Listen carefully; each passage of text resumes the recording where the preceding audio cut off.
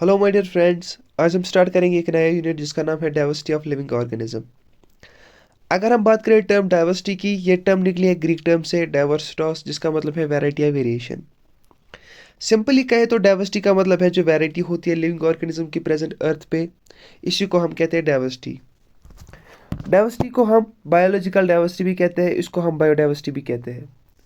हमारे पास जो total biodiversity present है, एक इंटरनेशनल डिपार्टमेंट IUCN के अकॉर्डिंग, जिसकी फुल फॉर्म है international union for conservation of nature and natural resources.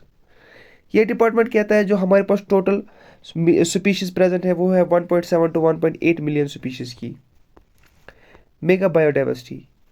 ये इंक्लूड करते हैं उन कंट्रीज को जिनकी बायोडाइवर्सिटी बहुत ज़्यादा है as compare to their land area, यानी कि लैंड एरिया बहुत ज़्यादा कम है लेकिन बायोडाइवर्सिटी जो है वो बहुत ज़्यादा है।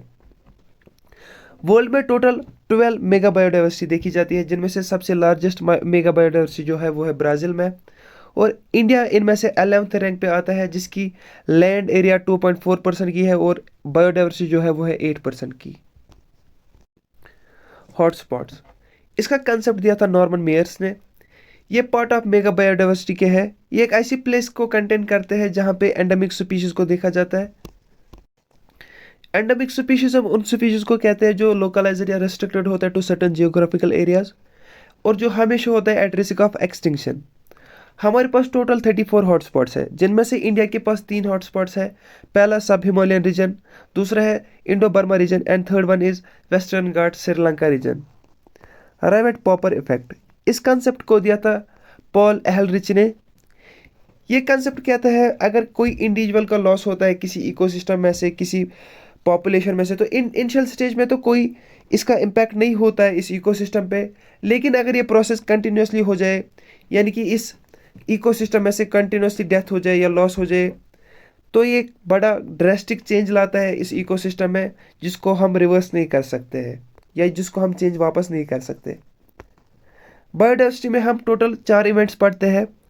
पहला है कैरेक्टराइजेशन, आइडेंटिफिकेशन, क्लासिफिकेशन, और फोर्थ वन है नॉमेनक्लेचर।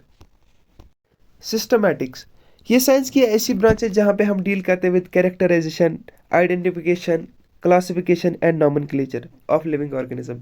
यानी कि जब हम लिविंग ऑर्गेनिज्म को डिस्कवर करते हैं, किसी नए लिविंग ऑर्गेनिज्म को डिस्कवर करते हैं, सिस्टमैटिक्स में एक हम उसकी पहले कैरेक्टराइजेशन करते हैं, फिर उसकी आइडेंटिफिकेशन करते हैं, फिर उसकी क्लासिफिकेशन करते हैं, फिर उसको नॉमेनक्लेचर करते हैं, यानी कि उसको नाम देते हैं। इसका जो सबसे इंपॉर्टेंट स्टेप है वो है क्लासिफिकेशन का। ये टर्म दी थी कैरोलस लिनियस ने। ये एक लैटिन टर्म है जिसका जो निकली है सिस्टमा से, जिसका मतलब है ऑर्डर या सीक्वेंस। इसकी 2 ब्रांच है, क्लासिकल सिस्टमैटिक्स और न्यू सिस्टमैटिक्स। क्लासिकल सिस्टमैटिक्स में हम क्लासिफाई करते हैं लिविंग ऑर्गेनिज्म को ऑन मॉर्फोलॉजिकल फीचर्स, यानी कि एक्सटर्नल फीचर्स यहाँ पे हम कंसिडर करते हैं, और जो हम फीचर्स यहाँ पे कंसिडर करते हैं वो डायनामिक होते हैं, यानी कि वो चेंज होते हैं, और ये सपोर्ट नहीं करते हैं इवोल्यूशन में। इसमें जो मेन कंट्रीब्यूटर्स थे क्लासिकल सिस्टमैटिक्स में, जो मेन कंट्रीब्यूटर्स थे वो थे प्लेटो, एरिस्टोटल जिसको हम फादर ऑफ जूलॉजी भी कहते हैं, थियोफ्रस्टस जिसको हम फादर ऑफ बॉटनी भी कहते हैं, हिप्पोक्रेटस जिसको हम फादर ऑफ मेडिसिन भी कहते हैं, और कैरोलस लीनियस जिसको हम फादर ऑफ टैक्सोनॉमी भी कहते हैं। न्यू सिस्टमैटिक्स को हम बायोसिस्टमैटिक्स भी कहते हैं। यहाँ पे हम लिविंग ऑर्गेनिज्म को क्लासिफाई करते हैं ऑन ऑल फीचर्स जो स्टैटिक होते हैं, यानी कि जो चेंज नहीं होते हैं, और ये सपोर्ट करते हैं इवोल्यूशन में। इसमें जो मेन कंट्रीब्यूटर्स थे वो थे Bentham and Hooker. Bentham and Hooker ने हमें प्रैक्टिकल सिस्टम ऑफ क्लासिफिकेशन दिया है, और तख्ताजन की एक फेमस कोटेशन है, taxonomy without phylogeny is like bones without flash, यानी कि टैक्सोनॉमी का फाइलोजेनी के बगैर कोई हासिल नहीं है। इसका सीधे मतलब होता है बोन्स का फ्लैश के बगैर होना।